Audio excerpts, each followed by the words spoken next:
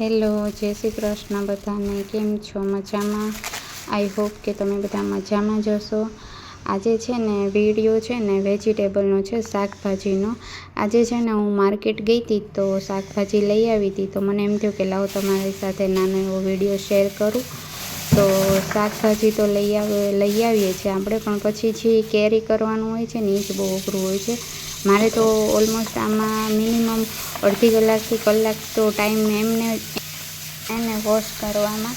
એને વોશ કરીને અમુક શાકભાજી હોય જેવા કે ધાણા ભાજી છે, મેથી છે, એ બધું બીટવાનું હોય અને કટિંગ કરીને પછી ફ્રીજમાં રાખવાનું હોય.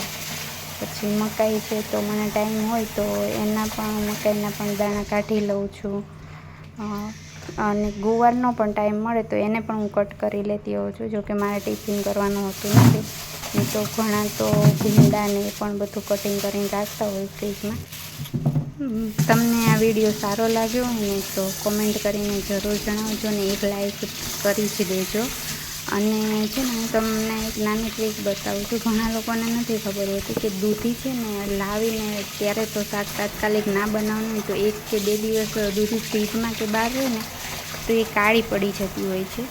તો દૂધીને છે ને એની આગળની સાઈડથી જે આગળ મેન ત્યાંથી એનો ગ્રોથ થાય ને ત્યાંથી એને એ રીતે આપણે કટ કરી લઈએ ને એટલે દૂધી કાળી નથી પડતી, લોંગ ટાઈમ સુધી સારી રહે છે.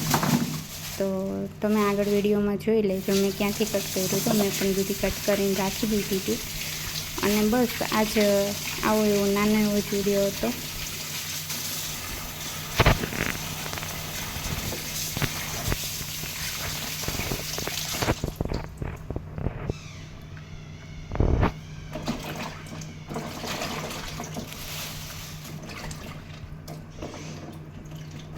આ વખતે તો માર્કેટમાં કાચી કેરી પણ હતી, તો કચુંબર કરવા હું લઈ આવી. અમને તો ભાવે જ છે એટલે કાચું સલાડમાં અને કચુંબર સરસ લાગે.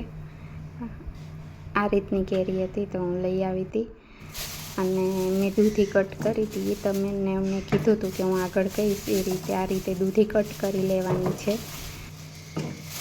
વધારે નહીં તો 4 થી 5 દિવસ તો દૂધીને કંઈ જ નહીં થાય. એ હું કેમ કે હું એ રીતે કરું છું એટલે હું મારો એક્સપિરિયન્સ કહું છું કે 4-5 દિવસ તો કંઈ થશે જ નહીં. એટલે તમે એકવાર ટ્રાય કરજો ચોક્કસ. જો આ ભાગ છે ને ત્યાંથી તમારે કટ કરવાનું છે. એટલે દૂધી ઘણાની કાળી થઈ જતી હોય છે ને પછી એનું શાક બનાવવાની આપણને મજા નથી આવતી. ઘણા નથી પણ બનાવતા. એટલે જો આ રીતે મેં આવી રીતે કટ કરી લીધું છે. તમે પણ આ રીતે એકવાર કરજો. આવી રીતે કટ કરી લેશો ને એટલે હવે એ દૂધી કાળી નહીં પડે. 4-5 દિવસ સુધી તો કંઈ જ નહીં થાય.